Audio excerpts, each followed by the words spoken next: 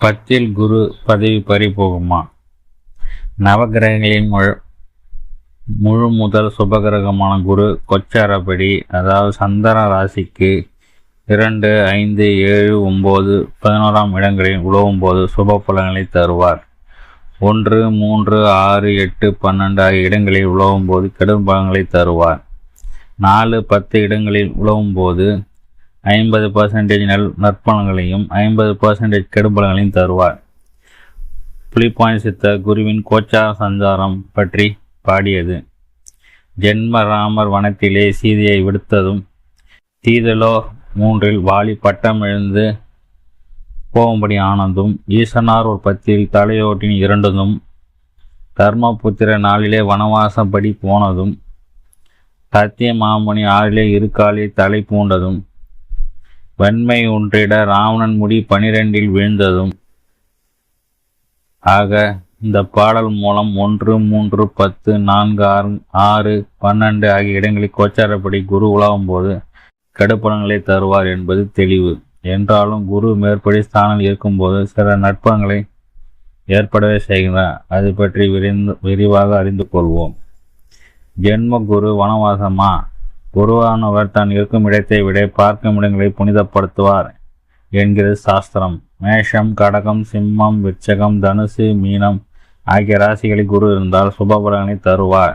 ஜென்ம குருவாக இருந்தாலும் மேஷத்துக்கு 9 வீட்டோன் என்ற வகையிலும், கடகத்துக்கு 9 வீட்டோன், சிம்மத்துக்கு 5 வீட்டோன், விருச்சகத்துக்கு 5 வீட்டோன், தனுசு ராசி அதிபதி, மீன ராசி அதிபதி என்ற வகையிலும் சுப பலன்களை தருவார். ஜென்ம குருவாக இருந்தாலும் மதிப்பு அந்தஸ்து உயரும், உடல் நலம் சீராகும், நல்ல இடத்துக்கு மாற்றம் உண்டாகும். ஜென்ம ராசிக்கு இருக்கும்போது குருவானவர் 5, 7, 9ஆம் இடங்களை பார்க்கும் நிலை அமைவதால் மக்கள் நலம், வாழ்த்து துணை நலம், தந்தை நலம் ஆகியவை சீராக இருக்கும். அதிர்ஷ்ட வாய்ப்புகள் கூடி வரும். ஜென்ம குரு ஜென்ம நட்சத்திரத்திற்கு சாதக நட்சத்திரத்தில் உலாவும் போது சுப பலன்களை தருவார்.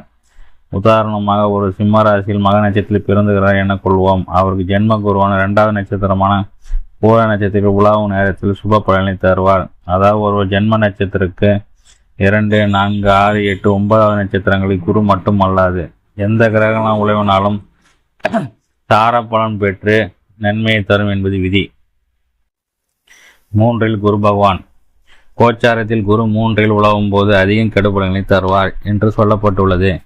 காரிய தடை, மனபலம் குறைவு, வீண் அலைச்சல், வேலைக்கு உணவு உண்ண முடியாமல் போவது, ஆரோக்கிய பாதிப்பு, வருமான குறைவு ஆகியவை ஏற்படும். தொழில் சிக்கல் உண்டாகும். நண்பர்களே விரோதி ஆகுவதும் உண்டு.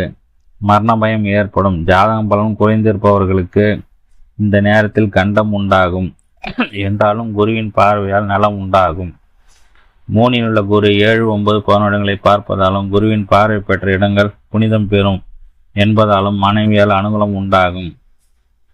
தொழில் கூட்டாளிகள் ஒத்துழைப்பார்கள். தெய்வ பணிகள், தர்ம பணிகளும் பங்கு கொள்ள சந்தர்ப்பம் உருவாகும். மூத்த சகோதர சகோதரியால் நலம் ஏற்படும். அதிர்ஷ்டம் குரு. குரு நாளின் உழவு நேரத்தில் தாய் நலம் பாதிக்கும். அந்த அதிர்ஷ்டம் குரு வண்டி, வாகனம், வீடு போன்ற சொத்துக்கள் பராமரிப்பு செலவுகள் அதிகரிக்கும். நண்பர்கள், உறவினாலும் செலவுகள் கூடும். என்றாலும் குருவின் பார்வையால் நலம் உண்டாகும். குரு 5ஆம் பார்வையாக 8ஆம் இடம் பார்ப்பதால் ஆயுள் விருத்தி அடையும். திடீர் பணவரவு உண்டாகும். காப்பீடு போன்ற இனங்களாலும் ஆதாயம் கிடைக்கும். 7ஆம் பார்வையாக 10ஆம் இடத்தை பார்ப்பதால் உயர் பதவிகள், பட்டங்கள் கிடைக்கும். சொத்து சம்பந்தமான காரியங்கள் நிறைவேறும். பிறரால் மதிக்கப்படுவீர்கள். சுபகிரகமான குரு 10ஆம் இடத்தை பார்ப்பதால் சுப காரியங்கள் ஈடுபாடு அதிகமாகும். 9ஆம் பார்வை 12ஆம் இடத்தை பார்ப்பதால் வீண் செலவுகள் குறைந்து சுப செலவுகள் கூடும். அந்த வகையில் மன ஆறுதல் உண்டாகும். மேஷம், கன்னி, தனுசு ராசிக்காரர்களுக்கு குரு நாளில் உலாவும் போது அதிக நற்பலனை தருவார். குருவான மேஷத்துக்கு உச்ச ராசியிலும், கன்னி, தனுசு குரு தனிசு ராசியில் தான் தன் சொந்த வீட்டில் மீனத்தில் குரு உலாவும் போது இதற்கு காரணம். 6இல் குரு குடும்பம் சிறக்கும். குரு ராசிக்கு 6இல் உலவும் போது பொருளாதார சிக்கல் ஏற்படும். கடன் வாங்கி வேண்டிய நிர்பந்தம் உண்டாகும். ஆரோக்கியம் பாதிக்கும். குரு சுபகரம் என்பதால் நல்லவர்களை கூட பகைவர்கள் ஆவார்கள். மக்கள் நலம் பாதிக்கும். உத்தியோகத்தில் விரும்பத்தக்க இடமாற்றம், நிலை மாற்றம் ஆகியவை ஏற்படும். தகாத வழியில் பொருள் திரட்ட முயற்சித்து அதனால் சங்கடங்கள் ஆளாக வேண்டி வரும். வழக்குகள் சிக்கிக்கொள்ளலாம். நேரம், பொருள் கொடுக்க பாங்களில் எச்சரிக்கையுடன் செயல்பட வேண்டும் தருணம் இது. மருத்துவ செலவுகள் அதிகமாகும். குரு இருக்கும் இடம் விசேஷமான என்றாலும் 6ல் உள்ள குரு 10, 12, 2 இடங்களை பார்க்கும் நிலையை அமைவதால் குடும்பம் நலம் சிறக்கும். தொழில் முழு கனவு ஈடுபட்டால் வெற்றி காணலாம். வீண் செலவுகள் குறையும். ஜாதக பலம் உள்ளவர்கள் 6ல் குரு உலவும் போது பதவி வேறு ஊதிய ஒரு கிடைக்கும். அஷ்டமத்து குரு கஷ்டம் தருவாரா? ஜென்ம ராசிக்கு 8ல் குரு உலவும் போது விசேஷமாகாது.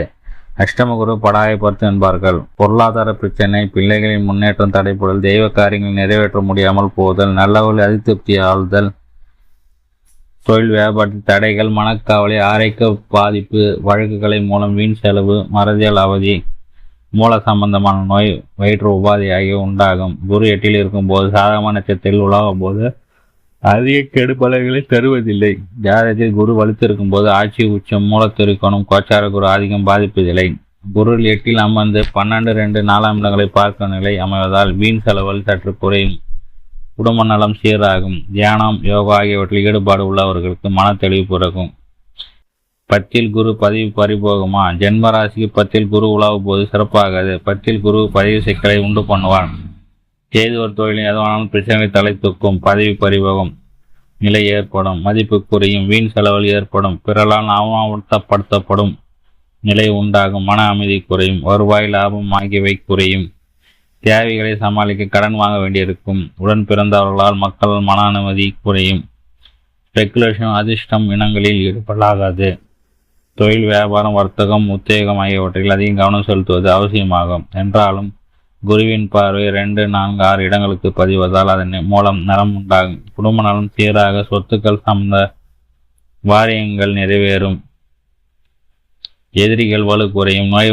நோய் நொடி உபத்திரவங்கள் கட்டுக்குள் அடங்கியிருக்கும்.